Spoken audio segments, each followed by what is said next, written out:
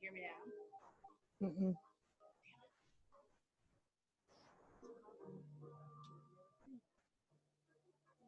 Nope. Go down right there and click that up arrow by the microphone. Built-in microphone. Try same as system. Hello, hello. Can you hear me now?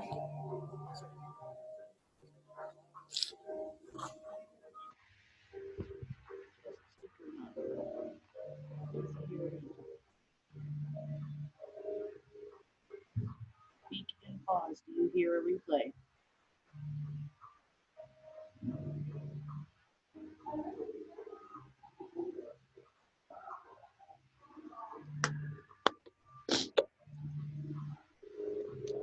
Speak and pause. Do you hear a replay?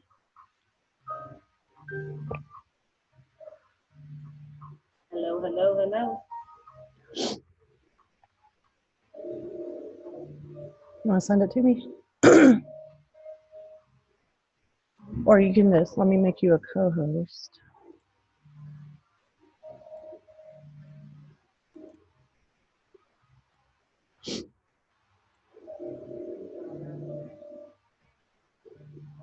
And then you'll just have to use my. Let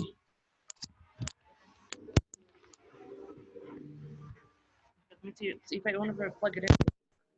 Try that. This has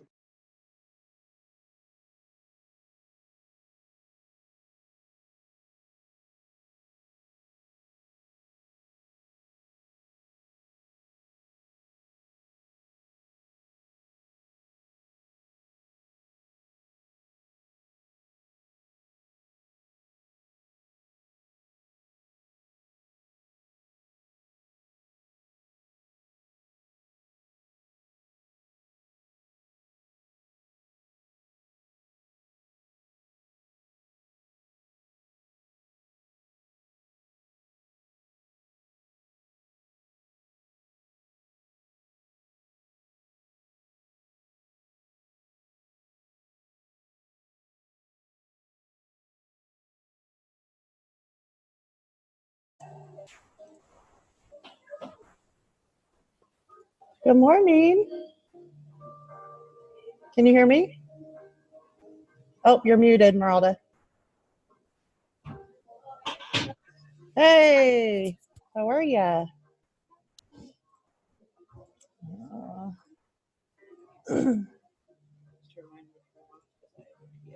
Yeah.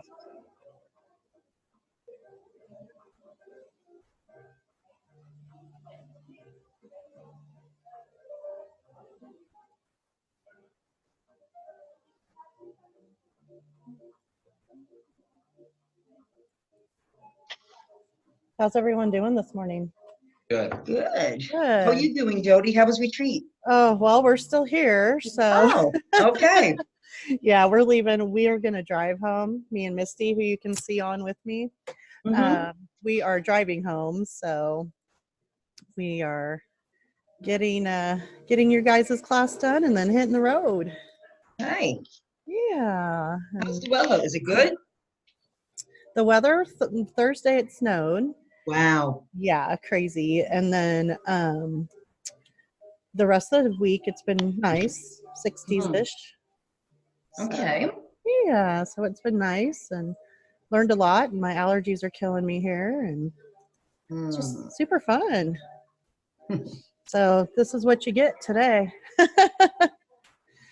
I understand. Believe me, yesterday my allergies were horrible. Yeah, it's just that time of year with the change of weather. Okay, so let's see here. Good. Awesome. Just gonna get our attendance. I saw Danielle. Is anyone And else with Adam, you have Adam. Yep, I have Adam. Yep. Awesome. Let's see, has anyone else popped on here? Doesn't look like it. There's one chat. Good morning. Okay. Danielle's mic is off because she's home with the kiddos. So thanks for joining us. I'm glad that you just pop in anyway. So a couple more minutes and we'll see what we got. Sorry, I'm going to mute myself real quick.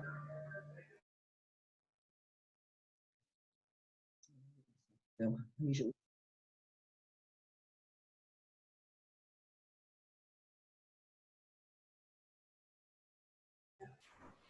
All right. Well, let's do, for those of you that are on, Adam, how many contacts did you add to your database? Am I still muted? Oh, you're muted. Okay. Yeah, I Wait. added another 25. Another 25? Good job. Tracking. Let's see. Danielle, 3. Awesome. Okay. My eyes are so watery, I can't see what I'm doing here. Okay.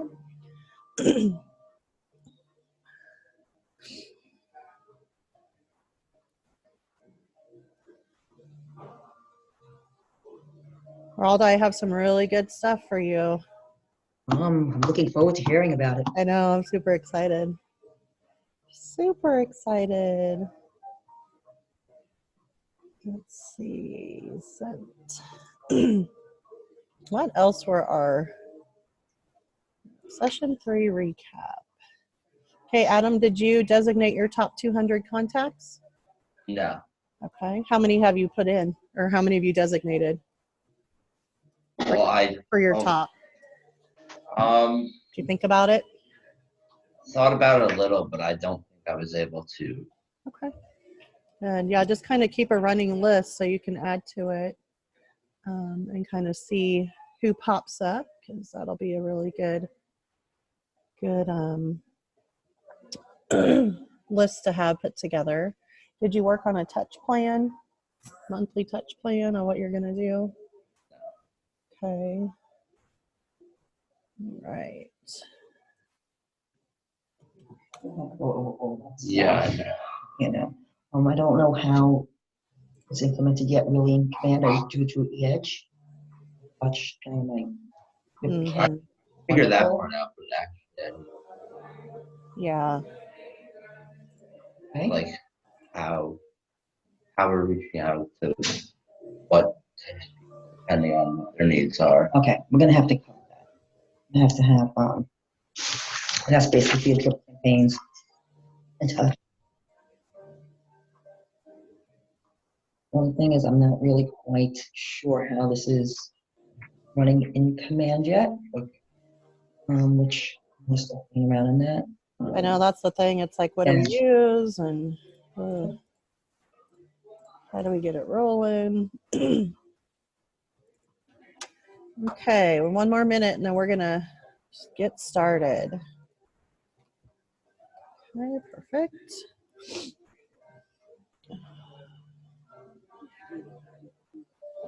Even though I don't like Max, I'm gonna have to say that Misty's camera is much better than my camera. I look like I'm in the dark. Yours is like all clear, and maybe it's the way the light is, but all right, 9:05, we're going to get started. So today we're going to talk about open houses, and I brought Misty here with us today, and she is a productivity coach with the Locker Room in Kansas. So we work together, and she has an amazing open house class that she does. And so since today's open house and we were both here in Denver together, I said, hey, let's collaborate. That's what we do in the Locker Room. So she's going to go through her session with you. Now we just need to kind of caveat this with always check with your townships to see what their sign rules are, when you can put them up, where you can put them, things like that. So you may have to adjust, adapt some things that she's going to go over. They work for us in Kansas, but I'm sure they'll work just as well for you guys with just maybe a few tweaks to make sure you're following your rules and regs in your area. So Adam and Danielle, you have Maralda there, boots on the ground, who knows these things and can help you help direct you to where to find those rules and regs and who to call and things like that. So always check with her before you go and get crazy and then get fined and all that good stuff. So we're going to get going. Misty's going to share her screen, and then I'm going to kind of pop off because her microphone's not working, and let her kind of roll. I'll pop over on there since I'm not talking. So we're going to get the screen share. Can everyone see that? Awesome. Thumbs up? Yes? Okay, perfect. Okay, so we're going to flip-flop seats, and then we're going to get rolling.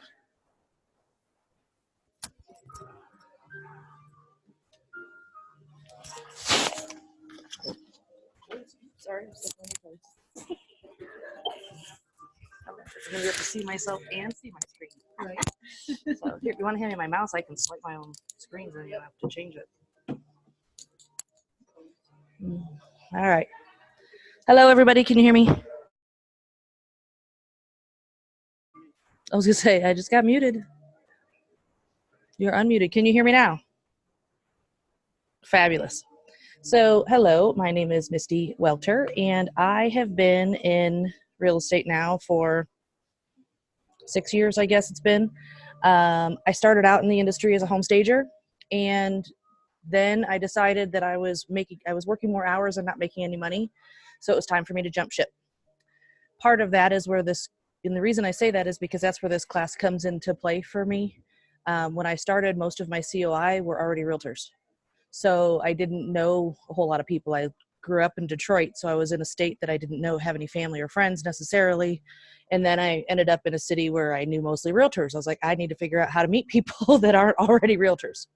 So open houses became my lead generation process. And today we're going to go through what I did in my system. So you're welcome to take it, change it, use it, manipulate it however works best for you, but this is literally going to teach you exactly what I did, how I did it, and the follow-up and things that went along with it. So, all right, here we go. How come I can't hear anybody else? Oh, they're all muted. Never mind. That makes sense. All right, so this system starts on Monday. Part of your open house process is finding the appropriate open house. So I know in Kansas, our office is very collaborative. So we can hold open houses for other agents in the office, even if it's not our listing. So you don't have to feel like you are holding an open house only, oh, I don't have a listing, I can't do an open house. That's not true. Find another agent in the office who has more than one house maybe that needs them. This is the criteria that I go through when I hold that open house. So the first thing I do is I start on Monday for my weekend open houses. So I go onto my MLS, our office code. Oh, fabulous. Okay, so you're familiar with, so the office code should be similar if you're using Matrix as well. So our office code is KW07. I don't know what your office code is there, but you're going to put that. So when you go into your MLS, you're going to put in the price bracket that you want to work in. So if I want to be in the $200,000 to $300,000 price range, or if I want to be in the $500,000 to $700,000 price range, you want to find the price range that you are comfortable working with, especially if you're new. You don't want to walk into that $1 million house and sit there and be nervous the whole time. You want to find that house in the price range that you're comfortable standing in your own skin and being there, at least to start. And then it's an easy way to increase your GCI as you go on. However, if you're just brand new, start where you're comfortable. Don't reach for the moon to start out with until you're really familiar with how you're going to do your open house. Does that make sense? So you want to start with the price bracket that you want to work in. And then you're going to choose the area of town that you want to work in. I live in one city. I want to work in that city. So on Sunday, I want a really short drive to work, because the people that you're going to attract in your open house are people that are going to be looking in that area or wanting to sell in that area. So you want to have that. You know, I don't want to drive 45 minutes to go to an open house if I don't necessarily want to work there. I want to stay closer to home or closer in an area that maybe is a little more lucrative and has more homes. That's where I want to focus my business. So that's where I want to focus my open houses as well, because that's where you're going to attract people from. I always look at how many days on market. So when I say how many days on market, I know our market in Kansas City this last couple of years has been really crazy, insane, fast. So I usually look 0 to 30, 0 to 45 days on market and not any longer. I want a house that preferably hasn't had an open house before, because I'm going to do my due diligence and I'm going to sign it well and I'm going to door knock. I want to make sure that there's less days on market so I don't lose people that have already maybe come by when somebody else held it open. So I really try to choose a home that has never been held open before, if at all possible. The next step would be how many turns from the main road. So when you're on your matrix, you can hit that Google Maps button and see how many turns from main road. You want no less than no more than 2 turns from any major road. So if you've got a major road going by, you want less than 2 turns. You don't want to be 20 turns into an intersection or into a subdivision, because you will lose them. Or somebody else will have an open house and you will lose them to that open house because it's closer to the main road. Okay, am I making sense so far? Yes, thumbs up maybe? Making sense, hopefully? Good. All right. The next step is, how does it look online? Some of your traffic will come from the internet presence, whether that's from a, heaven forbid, a Zillow app or another agent's app or just somewhere on the internet. You want to make sure that it looks okay. Because if it looks really bad online, you're going to lose some of your traffic. So you want to make sure that you double check in what that looks like. And I'm going to keep talking unless somebody pipes in with a question. I've never done this over a Zoom before. I've only ever done it live in person, so it's harder to read body language this way. So next up, once you've kind of set your criteria, you look at your list, and you want to decide on what your top 3 to 5 houses are going to be. So what those houses are, could be in the price bracket. You want to figure out what those top 3 to 5 homes are that you would like to hold your open house in. And then I highly, highly, highly suggest you go preview those homes. I know in our market, you can go preview them, and there's a special button that you hit preview, which basically tells the seller that you do not have a client coming with you. It's just going to be you going in ahead of time. And you want to check things like, how does the house flow? Is there a place at the front door that you can meet and greet your guests when they're coming in? Do they have to walk halfway through the house before they're going to see anybody? Or is there an easy escape plan? I don't want them to have an easy escape plan where they can come from a hallway and go right out the front door without talking to me before they leave. So you kind of want to check the floor plan on how those things work in your area. You also want to check, is there some place to set my stuff? Because you're going to have some stuff. We'll talk about the stuff later, but you're going to have some stuff. And you want to have a place to put that. Sometimes in a vacant home, I'll bring like those old-fashioned TV tables. I'll even bring one of those with me so I can put my stuff on it so I can be closer to the front door. Cleanliness, this is huge, especially if you're someone like Jody who has allergies, or my daughter who's highly, highly allergic to cats. You want to make sure that when you're previewing that you're not going to be sitting in an open house for 2-3 hours and you're highly allergic to cats and you're going to be miserable.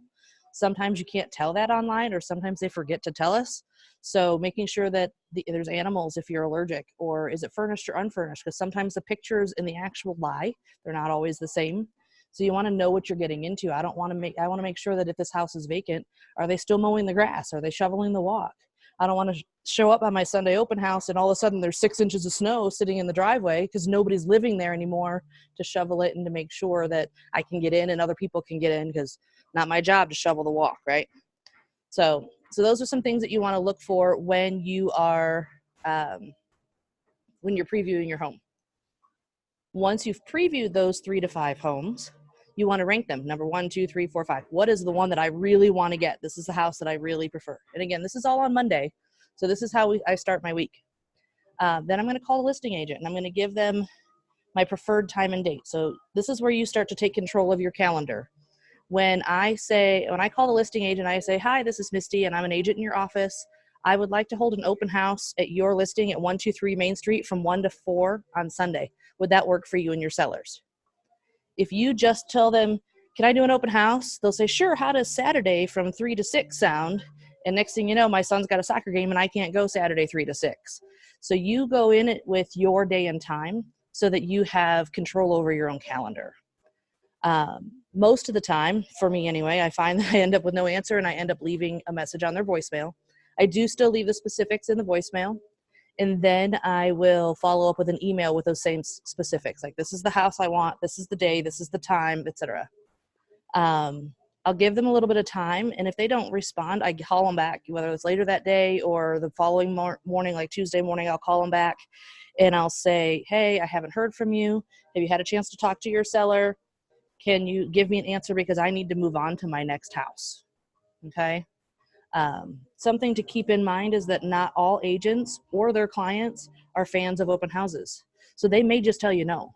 And don't take that personally, because if they tell you no, it doesn't necessarily have anything to do with you, or that they don't want you in their house. It could be that their family or their client does not want to have an open house. And or it could mean the agent has already set up that expectation that they're not going to be doing an open house. And so there's no options there.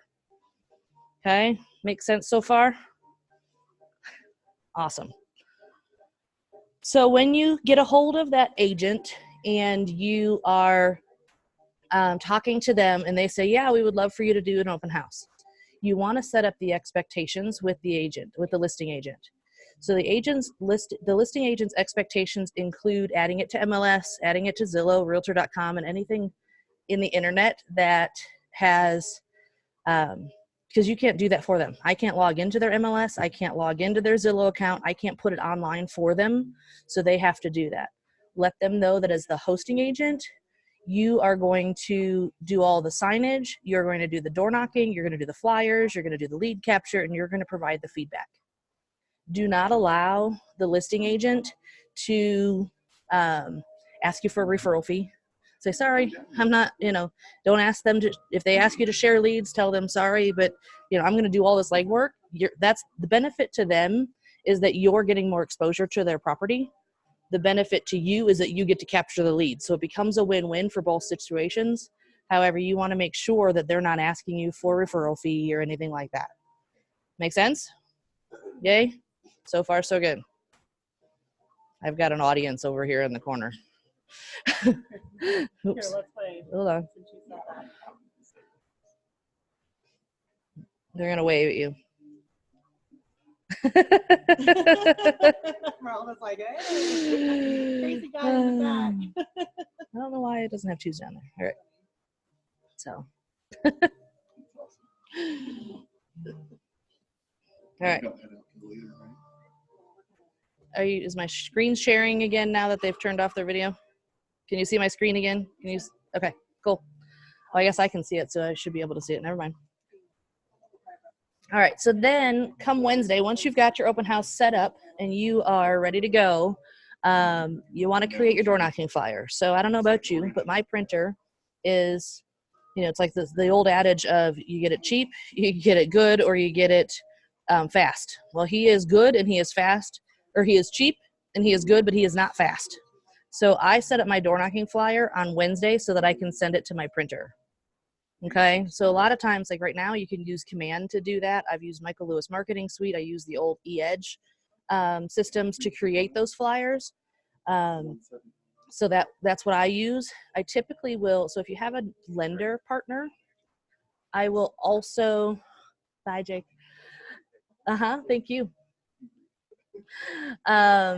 So I will notify my lender. So if you have a lender partner, I tend to partner with my lenders, because when I started in this business, I was broke. I don't know about you, but it costs money to get in this business.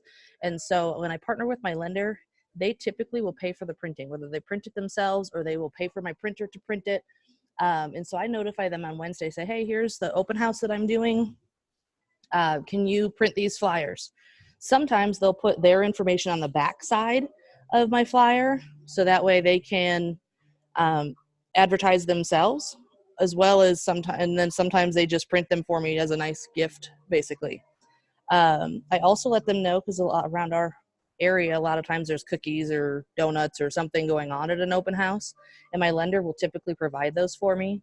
So I usually have him order the cookies and do all that as well. Wednesday is also the day I send the flyer to the printer. All right, go next. Swipe. Why aren't you swiping? There we go. Thursday, you're going to take pictures of me. Thursday is the day. So I have an open house box that I keep packed up, ready to go all the time.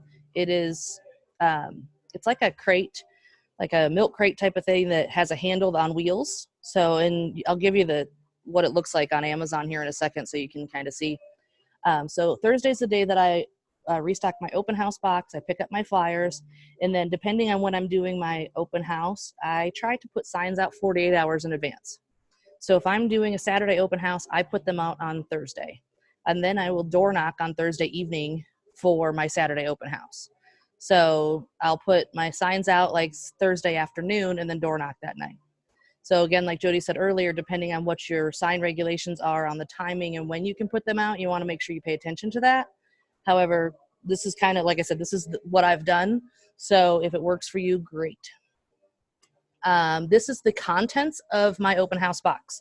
So this is something that I keep open all the time, right? Keep packed all the time. You'll notice up on the top here, you'll see that it has the box, and it has the name of the box that you can get on Amazon. I don't remember the price of it, so I'm sorry.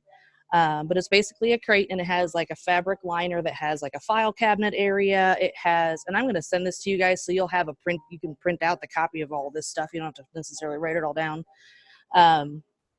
But it'll give you, it has like a file area where I keep all of my copies of all my buyer's documents and the any disclosures that I need to bring for the property that I'm using. I'll do offer documents will be in there, that type of thing. I keep lead-based paint information in there. I keep MLS stuff. I also keep inside the box like Clorox wipes because I hate walking into a house where there's sticky stuff on a doorknob somewhere. Tylenol, if you've ever shown up and had a headache when you got there, that's a miserable thing to do, is to sit there with a headache for 3 hours and not have a way to take care of that.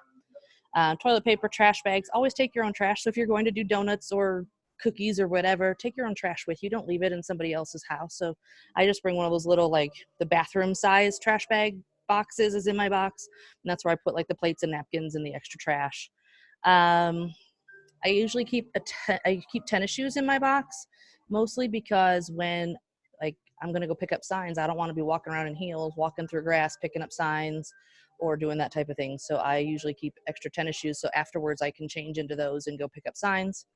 Clipboards, business cards, lender's information, a towel if it's raining or snowing. So if you're going to ask people to take off their shoes, it gives them a place to put their shoes and keep the floor dry. Sharpies, stapler, salt, 9-volt batteries. Those are for smoke detectors. So if you've ever been in a house and all of a sudden the beep starts going off, that's a really annoying, that's a really way to get a headache. So you'll need the Tylenol and the Advil. So that's the list that I keep in mind.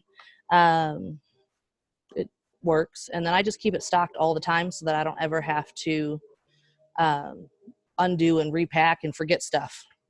So do you have a question? Oh, your hands are kind of off to the side. I thought you had a question there for a second. All right. Friday, same thing as Thursday pretty much, as I pick up my flyers. I put my signs out for my Sunday open house, and then I will door knock for my Sunday open house because it's 48 hours prior. Signage. So let's talk signage a little bit. So most people, so by a show of fingers, how many signs do you typically put out for an open house? 5, 3. Danielle, you have no fingers, sorry. It's 3. 3, okay. So I will tell you from my experience, I put out 20 to 30 open house signs. And I'll tell you why. Most of the people that come to my open house, and I have tracked this, 80% of the people that have come to my open house come from a sign. And those that come from a sign, 80% of those come unrepresented. So if you're trying to talk to me, Merelda, I can't hear you. I'm like, I can see your mouth, but I can't hear you. So in Rockland County, we have to watch where we put our signs. So that's why we only usually do 3, 4. Many areas in Rockland County are allowed to put signs at all, only in front of the house. Okay. So the 20, 30 signs, it won't work in our area. Okay. Well, that's what we were talking about, what Jody and I were talking about earlier, is I don't know, because some areas have sign limits and some don't. Mm-hmm. Ours, they don't. As long as you have them gone by Sunday night, you're pretty much in good shape. Different cities will have, you can have them out for 24 hours, so you might not be able to put them out the full 40 hours, but Correct. for the most part, they don't have a sign limit. Okay. So is that everywhere, or is that just the one area where you guys are? Well, in Rockland County, each township has their own rules and regulations on signs. Okay. So that's why it's impossible for us to, put out multiple signs, and we have to put them out day of. Okay. Day of open houses, not a night before. Okay. Night before, we're not allowed. That's unfortunate. That's really Yes, unfortunate. It is, but we do So, receive really good attendance at our open houses, I have to say. that's do. good. That's Mhm. good. So, so I won't spend a whole lot of time talking about placement of them, but you can kind of see the little map there. It tells you a little bit about where I put them. And usually I put multiples on a corner, so I don't know if that makes a difference. Because the idea is to draw attention, to make it look like an event. Like, what am I missing? Why are there all these signs all over? Why I need to go there. So I don't know if there's another way to create that mystery or event type style, whether that's balloons or pinwheels or something that you could put on your signs, maybe that makes them a little more special, I guess. Because that's kind of, like I said, that's one of the big things about having so many. They start looking at them like, what's going on? I need to go there? I need to, that kind of thing. So that would be something else. The other thing that I do is I customize my signs. So on the bottom of my signs, I just use like a laminated piece of paper that I've printed that has Sunday 1 to 4 on it with my name and phone number on it. So I've got the generic signs that I buy from our board that just say open house with an arrow.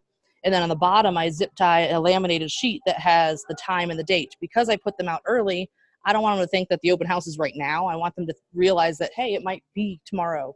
If you're doing them the day of, time is probably enough versus having the date or the day of the week on it. Yeah, so that would be a little more complicated, but I would still try to find some way to make it unique, different. I don't know, maybe it's bigger than everybody else's signs, or maybe it's shaped differently or awkwardly, balloons or pinwheels or little rubber duckies or something that makes it say, this is this particular open house. This is unique and different than everybody else's random open house. Is that fair? Make sense? Kind of, sort of? All right, so this is the intersections, but obviously you're not able to do that many signs. But this is the look of what an intersection would look like. So I've got the 3 signs here. I've got 3 signs there, approximately 10, 15 feet apart from each other. So with the idea being is as you were driving down the street, you would see it, you'd have time to slow down, you turn on your turn signal, and then you can turn. So it's kind of a progression of signs, which is the concept there. So this is my door knocking script. When I door knock, I'm a door knock by the time frame. I have 3 kids. There's different philosophies on, I'm going to hit 100 houses, or I'm going to make sure I talk to 25 people, or those types of things. However, this is what I use. Mine's a time frame thing. I go out for 2 hours after dinner with my kids, and that's kind of what I use. And I just hit as many doors as I possibly can in that 2 hours. So this script goes like this. It's pretty easy. It says, hi, my name is Misty, and I'm with Keller Williams. You may have noticed the signs in the neighborhood for an open house at 123 Main Street. As a courtesy to them, I'm going around the neighborhood inviting all the neighbors to come by on Sunday from 1 to 4. I would love to invite you to come as well, as I have found that neighbors are usually interested in seeing what homes in the area are selling for, or sometimes they are just curious about how they are decorated. So do you think you might be able to come by this weekend? It's pretty simple. It's pretty non-aggressive. It doesn't really say, hey, I want you to sell your house. It's like hey, I want you to come by. I don't want you to feel like you're the nosy neighbor. I want you to know that you're welcome to come. I find that when I door knock, that's where I'm going to get my listings from. My favorite was I door knocked one time, and I ended up with 2 listings 2 doors away from each other. There were only 1 house number apart, and they ended up closing on the same day. So I met them on the same day, and I listed both houses, and we closed on the same day. It was a little confusing for me to try to keep track of both houses because they were literally only 1 number apart on the same street, but we managed, and so that was a really great night. Most of the time when you get a listing from an open house, it comes from door knocking. So I always like to tell my new agents that if you are hoping or planning to have a double-sided business where you work with buyers and sellers, you need to do both sides of the coin. Because if you don't door knock and you just hold the open house, you're going to be very buyer heavy. Because most of your buyers are going to come to the open house. Most of your listings are going to come around the door knocking. So if you want a two-sided business, then you need to do both steps. Since you're not allowed to put signs out early, I'm sure there's a way you could modify this. You could go the night before and say, hey, we're going to do this tomorrow, and pass out flyers that have the day and time. You could even do the morning of, really. You could door knock that morning before the open house and then say, hey, come by this afternoon. We're going to have cookies and milk or whatever you're going to do. But door knocking is definitely, I find it easier than cold calling. I do better with body language and seeing people in person versus having to pick up the phone and wonder what they're thinking and what they're saying and seeing. So I can see their body language, whether they want to talk to me or not when they open the door. So that's kind of how that works. Can I just interrupt for 1 second? Sure. Also, in our market center in Rockland County, we're not allowed to door knock. Really? Door knocking is, that's gone. Really? That's unfortunate too. But we can, if you're preparing this the week before, you can mail it to, the area that we're holding the open house. We could actually, print out these door knocking scripts, add the flyer, or we can walk around and put them in the mailbox. But we cannot knock on their door. Really? That's unfortunate. I know. We have different rules and regulations here. Yeah. Yeah, that happens. So I would definitely send something out in the mail. Yes. I would definitely, especially because if you're planning it on Monday, you should get there easily by Thursday or Friday of that week if you're planning it on Monday. So then if you move your door knocking flyer day to Tuesday or Monday afternoon, instead of waiting until Wednesday like I do, you could move it earlier in the week and then get it out in the mail by Tuesday at the latest. Because I would imagine, I don't know how your post office is, but if it's local, usually it can get there in a day or two. So if you mail it by Tuesday, it should be there Thursday, Friday, I would expect. So, all right. So this is the answers to the door knocking. Like, yes, I know some neighbors, those types of things. Obviously, if you can't door knock, the answers don't really mean a whole lot. So then we get to open house day. So I always prepare, when I talk to the listing agent on Monday or Tuesday, when I set up the appointment, I explain to them that I'm going to arrive 30 minutes prior so that I can make sure that I'm set up. Part of that is I want to make sure that the lights are on, the blinds are open. I want to make sure that they didn't leave dishes in the sink. I want to make sure that they don't have electronics sitting all over the place that could easily be put in someone's purse, or medications are sitting out. So I will kind of do a once through the property, and then anything that I have to move or hide, I will make a note of so that I can then put it back afterwards. So I turn on all the lights, open all the blinds. If someone's not living there anymore, make sure you pay attention to where they had them so that after the open house, you can put them back the way they had them. If they're a security person and they want all the blinds shut and the lights off, make sure that they go back to that lights off, blinds shut. Another one for us anyway, is garage doors. Some people like their garage doors locked. Some people like it unlocked. Take note of what that garage door lock looks like so that you're not locking somebody out of their house if they come in through their garage. So I always try to take note of what kind of state the garage door lock was. And then I set up my sign-in sheets, and then I get ready for early arrivals, because if you're going to send out postcards or mailers beforehand, they're going to know it's coming. There's a possibility they could be sitting there waiting for you when you get there. It's not uncommon that I usually have people sitting there, quarter till waiting to come in. So sometimes they will show up early. So I try to make sure that I'm ready for them early. So there's different types of sign-in options. Some people will use the bulk, hey, come in here and, sign into this list. I use what I call a questionnaire. Actually, you have it on your screen there because I have it pulled up. Oops, I'm flipping too fast. Hold on. Down here.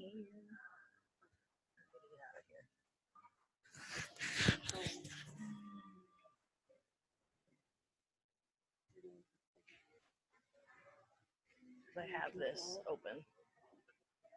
I just got to get out of the, pull up here to unshare for a second. There we go. And then it should be, there we go. Do, do, do, do, do.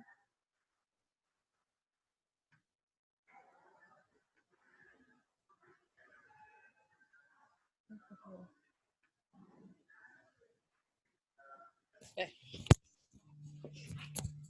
This two-computer thing has me all messed up. So this is the survey that I use. So what I do when I set up my open house, I have 5 clipboards that I set up. On each of those clipboards have this survey. They have a copy of the MLS sheet and then my business card and a pen. So when I go through this, when I greet my guests at the door, it should scroll down because is it not scrolling down? Okay. So what this sheet has is on the top, it has their name, address, phone number, etc.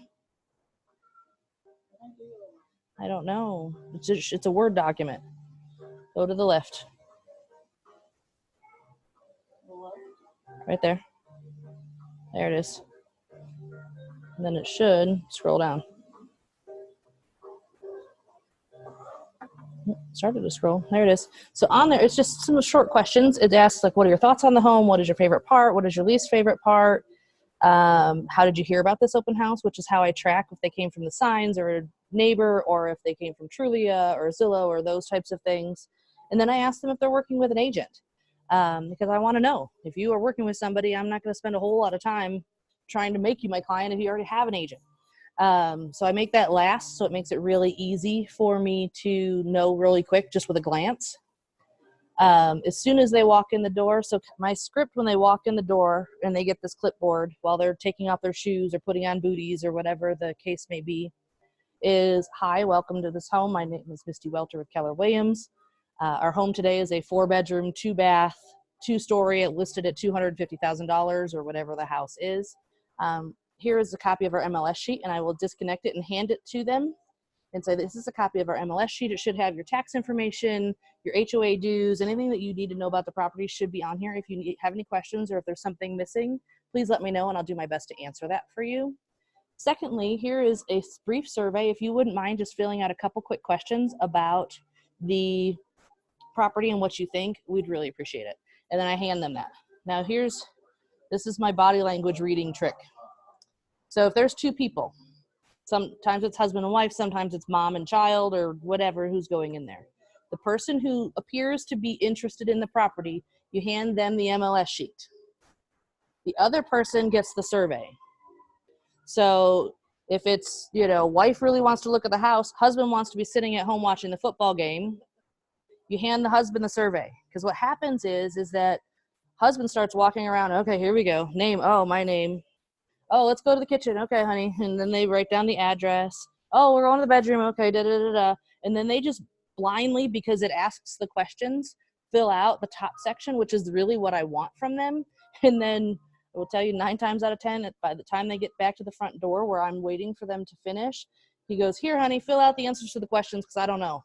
And so the wife actually fills out the survey, or the person who's interested in the house fills out the survey, and the person who could care less and is just there for the ride fills out the top part. So then you get all of the information that you really want from somebody that's there. So that's kind of just a trick that I've come up with along the way. Where are you going now? Okay. I don't know where she's going now. She's driving. So that's kind of just a thought for you, is that, and the questions can be simple. They can be basic. It can be a 1 to 5 scale. It doesn't have to be a fill in the blank. It does, it could be any kind of questionnaire that you would like it to be. For me, I just have some fill in the blanks, but I always ask if they have an agent, and then I ask who their agent is, so that I figure if you don't know your agent's name, they're probably not really your agent. Or if it's my cousin's brother, sister's uncle, you might not know their name, so they're probably not under contract yet. So that's kind of how I go around with the question. Thank you. So that's, there's a couple different, I know some people will do the one sheet where everybody signs in. I've gotten to the point where I've had so many people in my open house, people would have to stand in line if I did one sheet. My record for open house guests was 85 and I had stopped counting. I had so many people coming through. I was like, I can't even keep track anymore because there was just people everywhere. All the neighbors were there. I mean, it was like I was having a barbecue or something and all I was doing was serving cookies. So, so it was kind of a crazy ordeal. So the clipboard system seems to be easier because then, one, they can take it with them. Two, they can write notes if they're by themselves, especially they can write notes on that MLS sheet, which has all my contact information about the home. And it just makes it a little less, I'm going to stand here and stare at you and watch you fill out these names, address, phone number, information. So.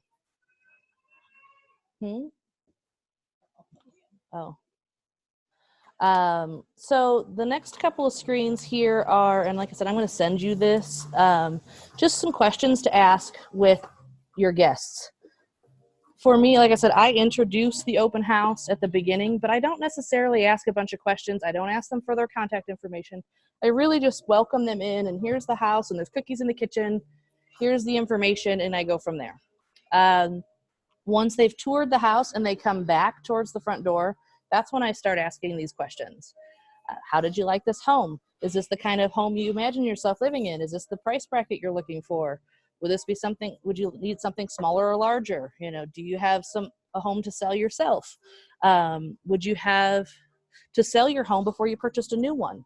You know, that's where having that last question about the agent on the bottom works really well, because they've probably handed me their clipboard and I can glance down and check if they answered it yes or no while I'm speaking to them and they're putting their shoes on or taking their booties off or whatever the case may be.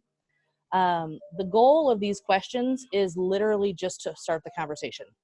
I mean, I really just want them to talk to me about something.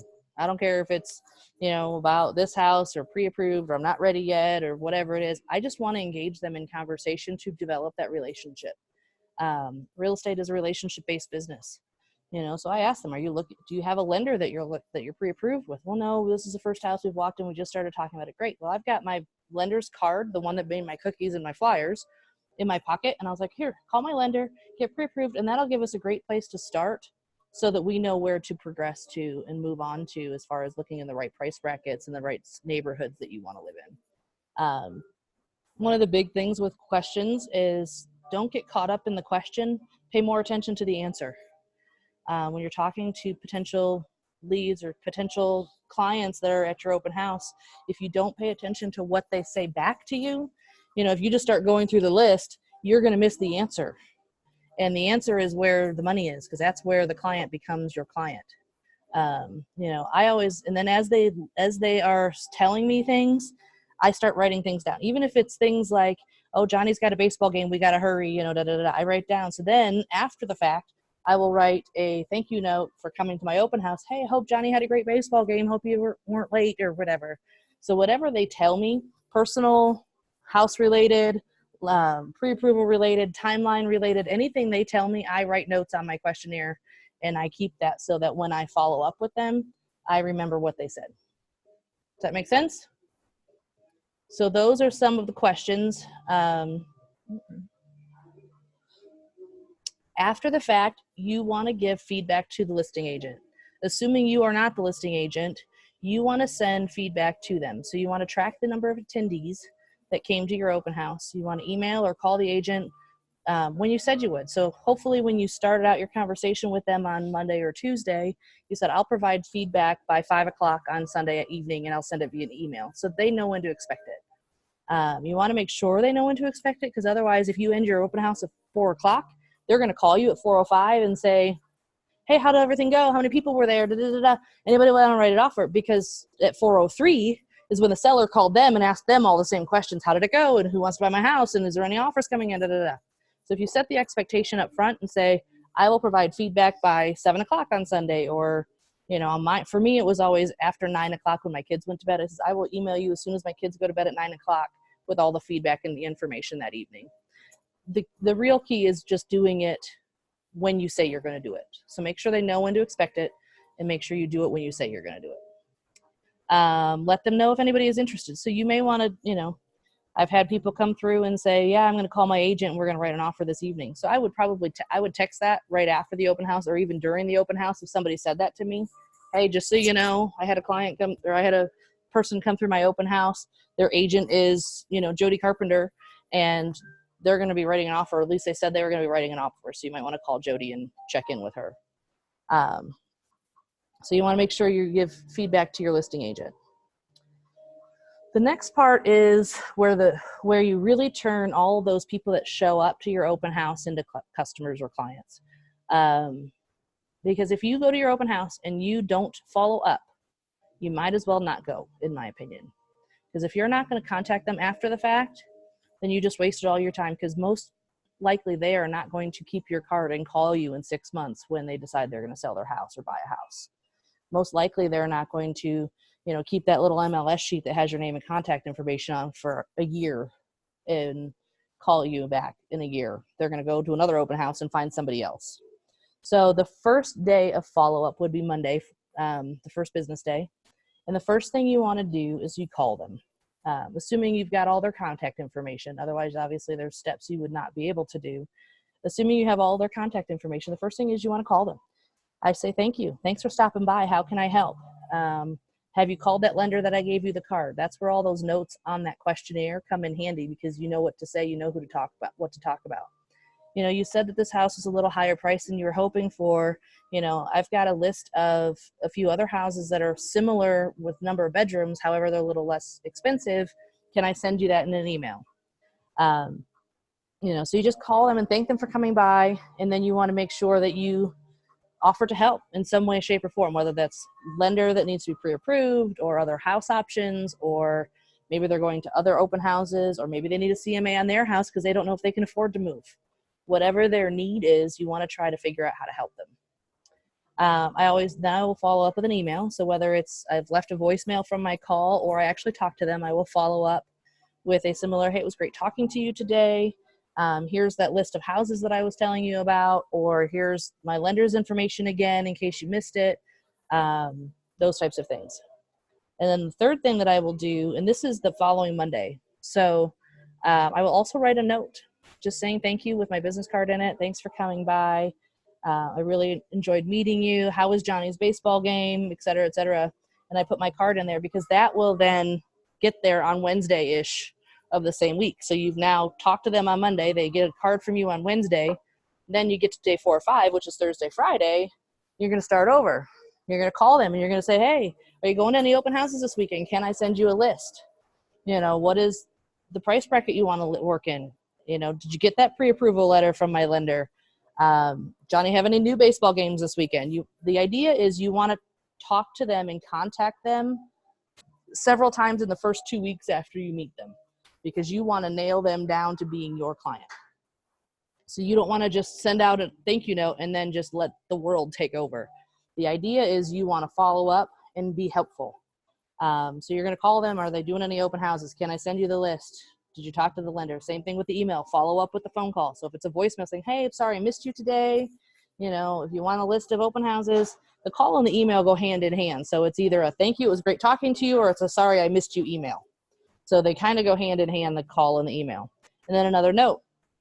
Hope you have a great weekend. If there's a holiday of some sort, maybe that weekend, St. Patty's Day or Easter or whatever, say, hope you had a great weekend with your family, or blah, blah, blah, blah, blah, whatever information that you can get from them at that point.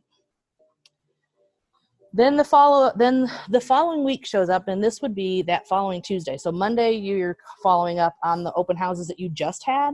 Tuesday, you follow up on the houses that you did last week or weeks before. So Tuesday, they get what I call an oops call. I forgot to ask you, do you mind if I add you to my client appreciation program? Or do you mind if I keep in touch with you? From time to time, I get some really useful information, and I'd love to, reach out and make sure you get a hold of that. So for me, I will send mailers and things like home maintenance tips or postcards with, don't forget to turn back the clock and those types of things. So basically, you're letting them know that you're going to keep in touch from now until eternity.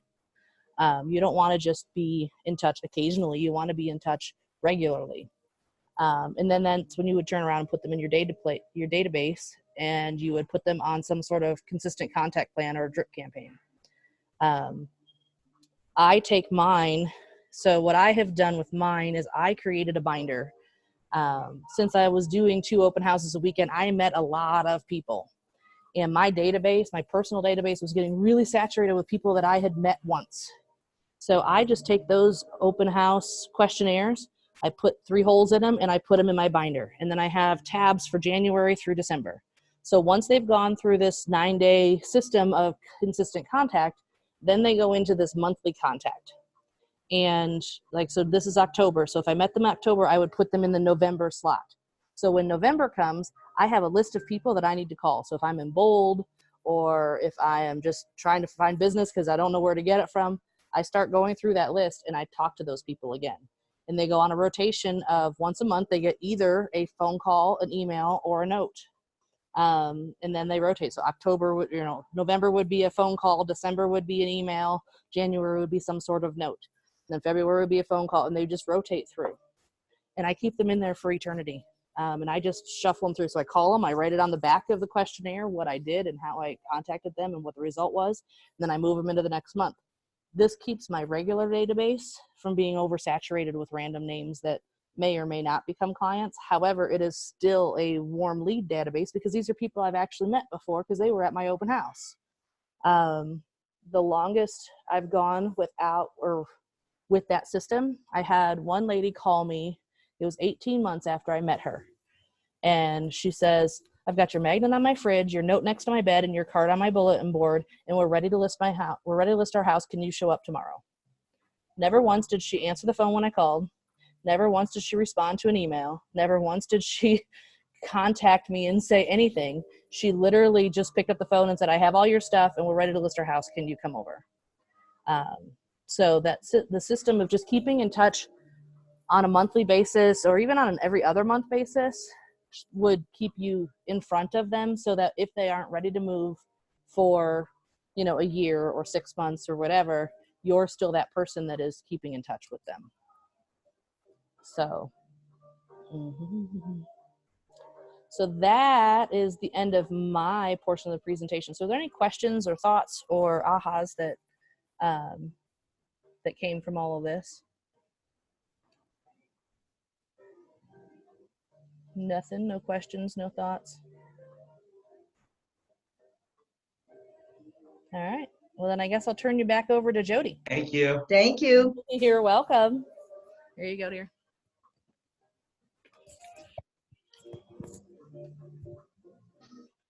All righty, musical chairs. Can I unshare? Yeah. Okay. Okay, so I know you have some thoughts. So what are they?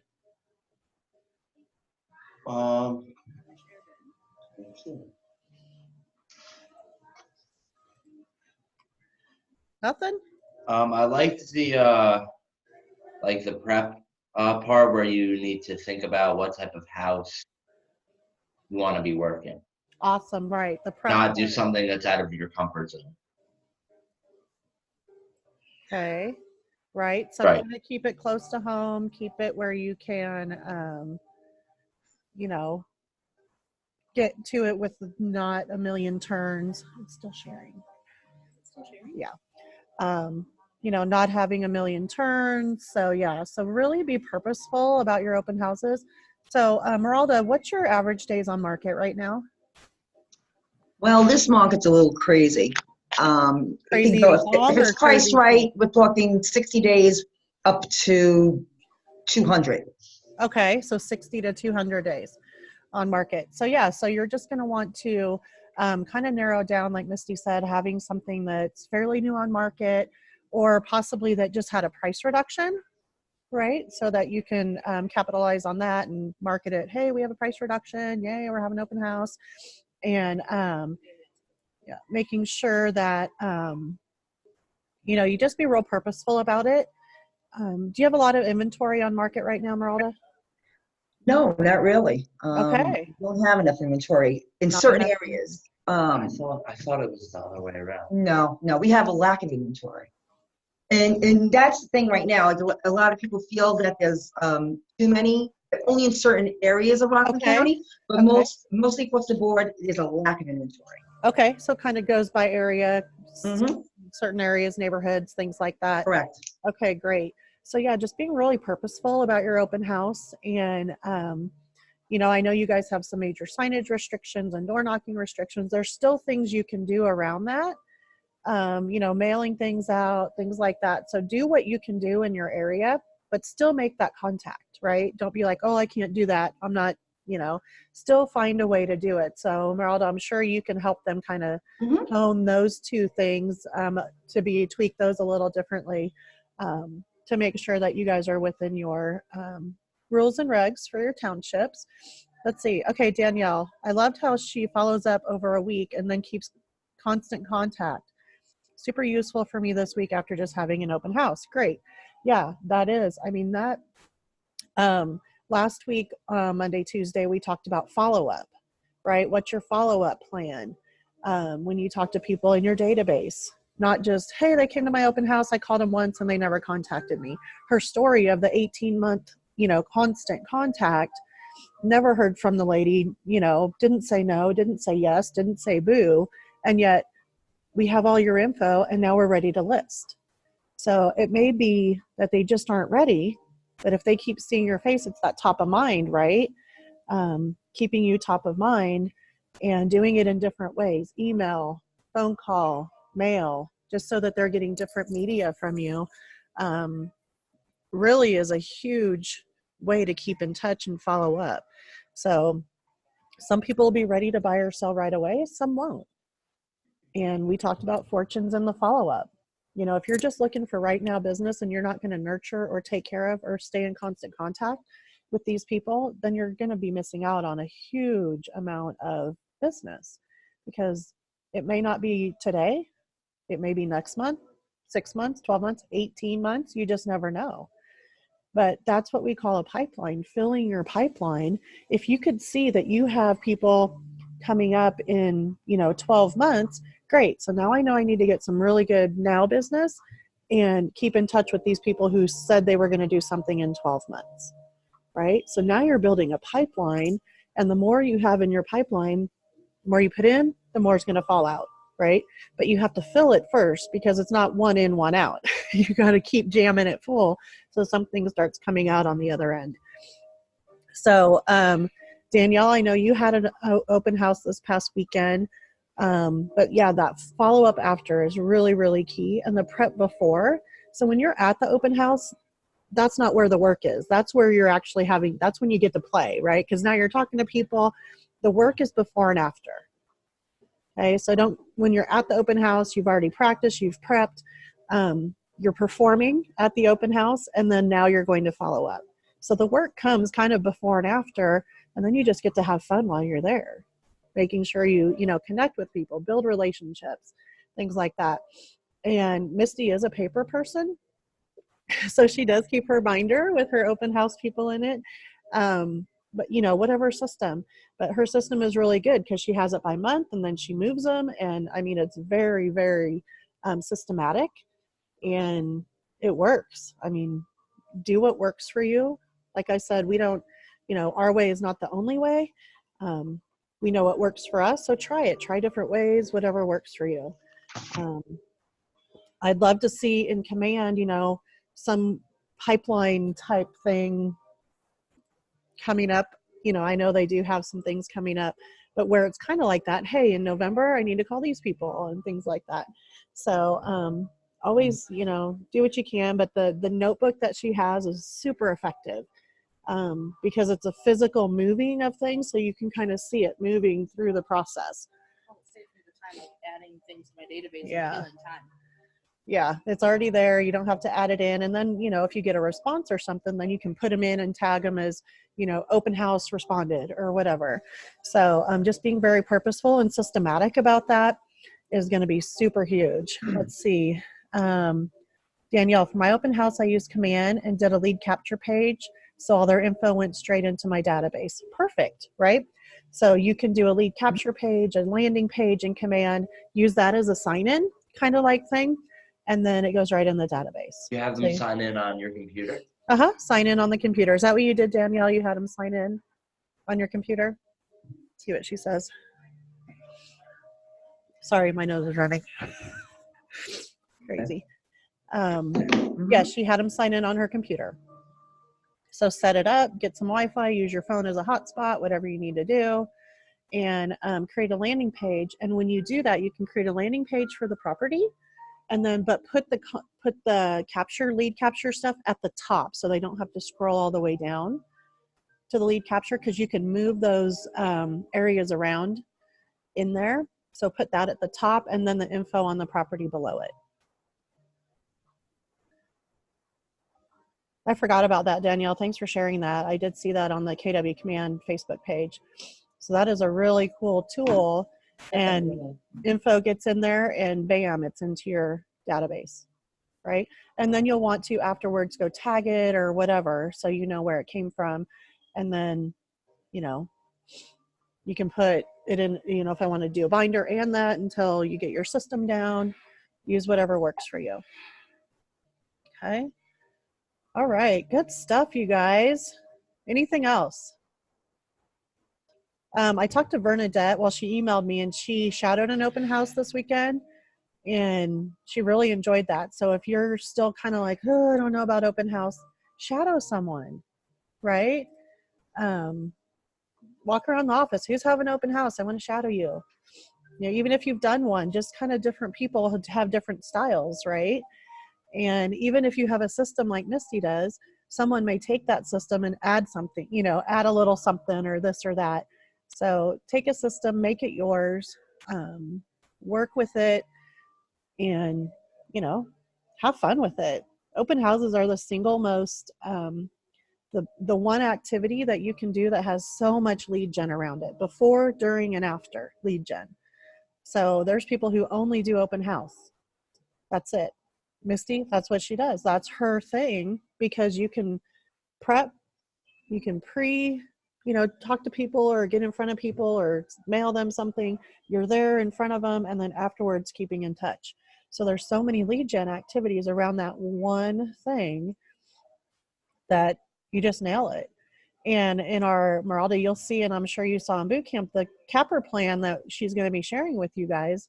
If you want to cap in 3 months, 6 months, 9 months, or 12 months, if you want to cap in 3 months, that's 4 open houses a week. I was like, how do I do 4 a week? I can't do all weekend. No, do an evening. Do, you know, happy hour time. I don't know, something, but just be creative. We had one agent and she just nailed it. She's like, I'm committing to the 3-month plan. And she was doing 4 open houses a week. Now, it's a lot, right? But you maybe could do, we had another agent and she would do 2 houses a week, but she would do them both on Saturday and both on Sunday and just flip-flop them. And it doesn't have to be a 3-hour event. You can do an hour and a half, get to your next one, do an hour and a half. As long as you're marketing it properly, you will get people there. Or 2 hours, get to your next one, 2 hours, right? So it is possible to do it. We've had agents do it. It's just, what are you going to commit to, right? Maybe you say, hey, in this month, I'm going to do 4 open houses every week. Just try it for a month. I'm telling you, you're going to get a lot of business. And people will start recognizing you. They'll be coming to open houses and they'll be like, didn't I see you last weekend? Oh, you're that agent person. So one of my gals, she had met a couple people at her open houses. She always baked cookies, so they called her the cookie lady. And then she went to get her air put in her tire, some random place. And the guy who put air in her tire, he's like, wait, I've seen you somewhere. And she's like, I don't know. Oh, you were at that open house. You're the cookie lady. Getting air in her tires. Come on now, right? But they remembered her because they keep seeing her working. And so what is it that, you know, you can do unique that people are going to remember you? Is it that you're the person who has pinwheels on all your signs, or, you know, a flag, whatever? Because I know some areas are kind of getting out of the whole balloon thing. But flags, what do you have? Sparklies hanging off of them? I don't know. But what will set you apart from every other agent who has signs out? You know, and if you're not able to put out a ton of signs like we do in Kansas, make your signs stand out and be original, right? So whatever you can do to make sure that you are standing out from the crowd. Okay. All right. Any questions? Anything? We're probably going to wrap up a little sooner today. Anybody have any questions, ideas, answers, ahas before we go? Let's see.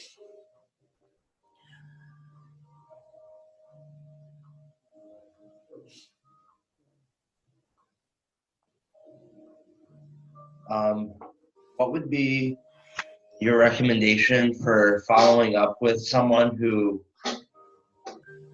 you had an open house like a while ago and you had made contact with them after a couple times, but then they stopped answering. So you just want to reach back out and try to reconnect. Try to See reconnect. if, Yeah, I would just, send them a message. Hey, I was thinking about you. Did you ever find a home? Have you bought a house yet? Or if they were sellers, did you get your house sold? Just checking in. Oh, yeah, we did. Great. I'm so excited for you. Have a great day. Or, hey, do you know anyone else who needs to buy or sell? Right? Because that could be a referral source. Right? So if you have people that you've already met at open house and you haven't constantly kept in touch, start it now. Start now. Right? And just keep contacting them. And if the first question I would ask, hey, it's been a while. Did you ever, find a house to buy or whatever? Just to kind of get a little, idea of where they're at. If they haven't, then, hey, do you have an agent that you've picked out yet? So again, like we talk about, asking questions. Ask about them. Yep. Oh, let's see. Danielle has a chat. I really never thought to drop flyers off to the neighbors prior. Now I know to do that and get more potential clients, right? So just make sure you're working within your rules and laws there. But yeah, I mean, that's one thing we really love to do is invite the neighbors because they want to come anyway, but they're afraid because they don't want to be the nosy neighbor, right? So we're giving them permission to come be the nosy neighbor at that point. Or sending out a note, a postcard or something before the event. Hey, and one of the scripts that I've used as well, because buyers are going to just organically show up to open house. But if I'm really focusing on listings, and even if you're a new agent, you can focus on listings. It's okay. It's very much a time leverage situation. If you focus on listings, I ask the neighbors, hey, why don't you come by and compare this house to your house and let me know how it compares? Because they want to, right? They're all about, oh, what's their house compared to mine? And then if they say, oh, wow, our house is much better than this, is probably what they're going to say. We've upgraded, we have granite, da da da da da. And you're like, oh, great. And they're like, do you think this house will really get what they're asking? Well, I don't know. We'll see. Would you like to know what it sells for when it closes? Yeah, great. I'll be in touch with you. Right? And then you can say, well, I'd love to come look at your house. Let's see what your house might sell for. Well, we're not ready to sell. Great. But would you like to know the value today? And they may, yeah. So set the appointment. So I kind of look at open house too, if you're kind of, prospecting for sellers as a mini interview. So be ready to talk to the sellers as well when they pop in. Mini interview the neighbors, right? So yeah, I mean, buyers are going to walk in, sellers are going to walk in, be prepared for both. Because typically a seller is probably also a buyer, right? So I asked them that, are you a buyer or seller? Oh, we're actually both. Oh, then you know what conversation to have, right? Or, oh, we're buyers. Awesome. Do you have an agent? Da, da, da, da, right? Do the whole script. But determine, because if don't assume everyone coming in is a buyer. They might be a seller. And then you're like, yeah, that's who I want to work with, right? Especially if you have a house that's in great condition and priced right. Like Meralda said, it's going to sell. It's going to sell. So get your listing inventory set up. All right, guys, the hotel's getting a little busy now. So we are going to sign off. I, as usual, appreciate you guys spending your time with me. I'm so glad that Misty was here with us today. We worked together in Kansas. We're both here at the Locker Room Coaches Retreat, and it's okay. She just sent me the slideshow, so I will get that emailed out to you guys with my recap email so that you have that. And I'm super excited for you guys to just, try some of these things out that you haven't done before and make your open house an event, not just something that you do. If you're going to spend time there, you want the people there, you want to get them there. Don't just put a sign in the yard and call it a day, right? I believe I sent out the 7-level open house document. I think it was on the first session. It's from the shift book that we talked about. Commit to a level 5, right? Commit to a level 5. And that's all we got today. You have something, Adam? You good? Oh, no. I'm okay. All right. Thank you, Danielle. Thanks, Adam, World. I love that you guys are here with me. And Jody. we will see you next week. Yep. Yes, bye-bye. Awesome. Bye-bye.